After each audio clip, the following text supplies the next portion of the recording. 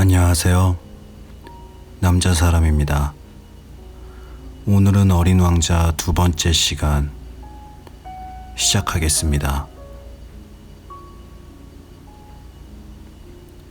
어린 왕자가 어디에서 왔는지 이해하기까지 시간이 꽤 걸렸다. 그는 내게 수없이 질문을 던졌지만 내 질문은 듣지 않는 것 같았다. 그의 비밀에 차츰차츰 다가간 것은 대화 중에 우연히 나온 말들 덕분이었다. 어린 왕자는 처음으로 내 비행기를 보았을 때 비행기는 그리지 않기로 한다. 내 실력에 비해 너무 복잡한 그림이다. 비행기를 보았을 때 물었다. 이 물건은 도대체 뭐야? 이건 물건이 아니야. 하늘을 나는 거란다. 비행기라고 해. 내 비행기.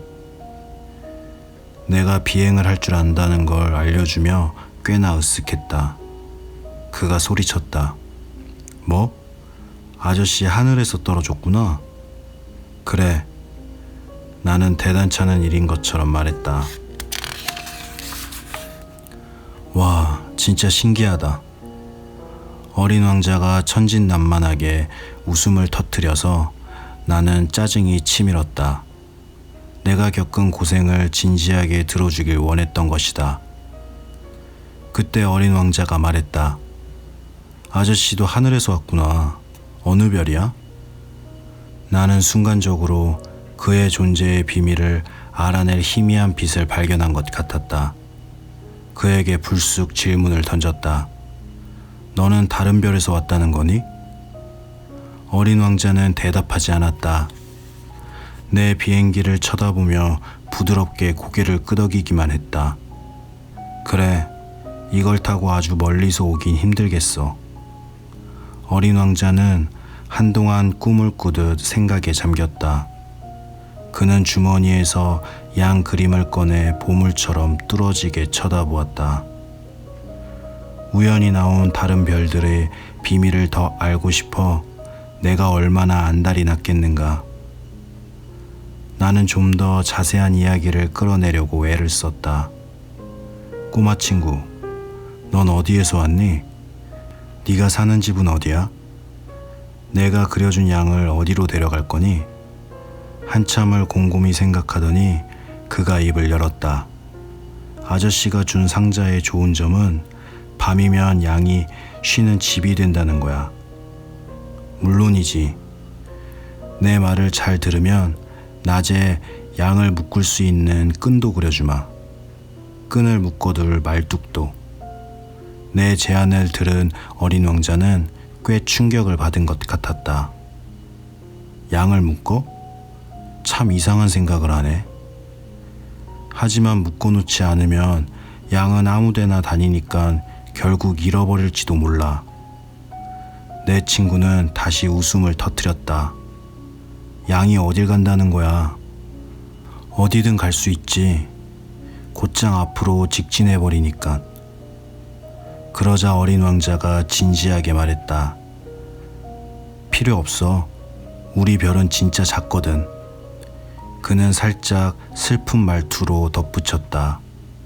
너무 작아서 직진할 수도 없어. 그렇게 나는 굉장히 중요한 두 번째 사실을 알게 되었다. 어린 왕자의 고향별이 집 한 채보다 조금 큰 정도라는 것이다. 하지만 크게 놀라진 않았다. 우리가 이름을 붙여준 지구와 목성, 화성, 금성 같은 거대 행성 말고도 너무 작아서 만환경에 잡히지 않는 행성이 좋기 수백 개는 된다는 걸 알고 있었다. 천문학자는 그중 하나를 발견하면 숫자로 이름을 붙인다. 예를 들면 소행성 325 이런 식으로 부르는 것이다. 어린 왕자가 소행성 B612에서 왔다고 믿을 만한 합당한 이유가 있다. 그 소행성은 1909년에 터키 천문학자의 만환경에 단 한 번 포착된 적이 있었다. 터키 천문학자는 국제 천문학회에서 그 행성의 존재를 증명해냈다.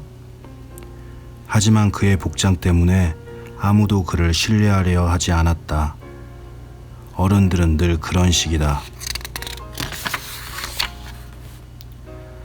터키의 한 독재자가 유럽식으로 옷을 입지 않으면 사형에 처하겠노라는 명령을 내렸다. 소행성 B612의 명성을 생각하면 다행스러운 일이었다. 결국 천문학자는 1920년에 우아한 차림을 하고서 다시 발표를 했다. 이번에는 모두가 그의 발표를 신뢰했다. 내가 당신에게 소행성 B612의 세부 사항을 이야기하면 행성 번호를 알려주는 이유도 다 어른들 때문이다. 어른들은 숫자를 좋아한다. 그들 앞에서 새로 사귄 친구 이야기를 꺼내도 그들은 중요한 본질에 대해서는 결코 질문할 줄 모른다. 그 아이 목소리는 어떠니? 그 애가 가장 좋아하는 놀이는 뭐지? 그 애는 나비를 수집하니? 이런 질문을 하는 어른은 없다. 어른들은 이렇게 묻는다. 그 애는 몇 살이니? 형제는 몇 명이고? 몸무게는 몇 킬로그램이지?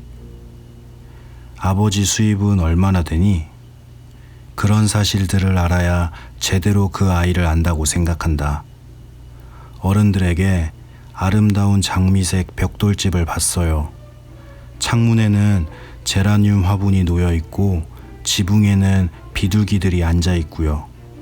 하고 말해보라. 그들은 그 집이 어떻게 생겼는지 결코 상상하지 못할 것이다. 이렇게 말하면 효과가 있다. 10만 프랑짜리 저택을 봤어요. 그러면 그들은 정말 멋지겠구나 하고 소리칠 것이다. 어린 왕자가 있었다는 증거는요, 그 애가 둘도 없이 매력적이었고 환하게 웃었고 양을 갖고 싶어 했다는 거예요. 누군가 양을 원한다는 건 그 사람이 존재한다는 증거잖아요. 이 말을 들은 어른들은 그저 어깨를 으쓱하고 당신을 어린애 취급할 것이다. 그러니 이렇게 말해보라. 어린 왕자의 고향은 소행성 B612예요. 어른들은 바로 납득하고는 질문을 던져 당신을 괴롭히지는 않을 것이다. 어른들은 원래 그런 식이다. 원망할 것도 없다. 아이들은 어른들에게 관대해야 한다. 확실한 건 인생이 어떤 것인지 이해하는 사람들에게 숫자 따위는 가소로울 것이다. 나는 이 이야기를 동화처럼 시작하는 편이 더 좋았을 것이다. 이렇게 말이다. 옛날 옛적에 자기보다 조금 큰 소행성에 어린 왕자가 살았는데 그는 친구가 필요했다. 인생의 의미를 이해하는 사람들에게는 그 편이 훨씬 진실하게 읽힐 테니까. 그렇게 하지 않은 건 내 책이 가벼운 이야기로 읽히길 원하지 않았기 때문이다. 어린 왕자와의 추억을 이야기하면 나는 슬픔에 휩싸인다. 내 친구가 양을 데리고 떠나버린 지도 벌써 6년이나 흘렀다. 지금 여기에서 그 아이를 그려보려고 애쓰는 것은 그를 잊지 않기 위해서다. 친구를 잊는 것은 슬픈 일이지 않은가. 모두가 그런 친구를 가질 수 있는 것도 아니고 나 역시 숫자와 자기 자신만 아는 어른이 되어버릴 수도 있었다. 그렇게 되지 않으려고 나는 그림 물감과 연필을 샀다.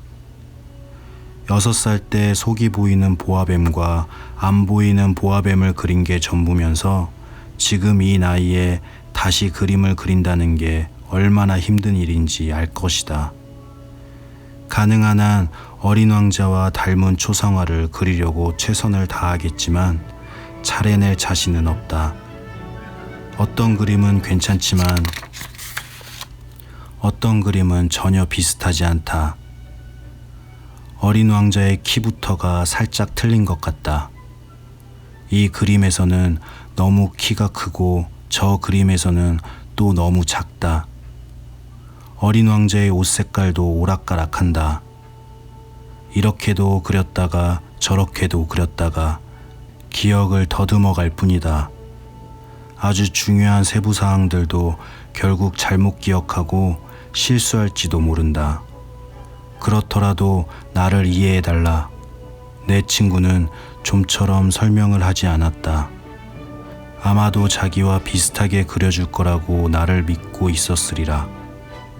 하지만 나는 안타깝게도 상자 속에 들어있는 양을 보는 법을 알지 못했다. 어느 정도는 다른 어른들과 비슷해졌기 때문이다. 분명 나이를 먹은 것이리라. 감사합니다.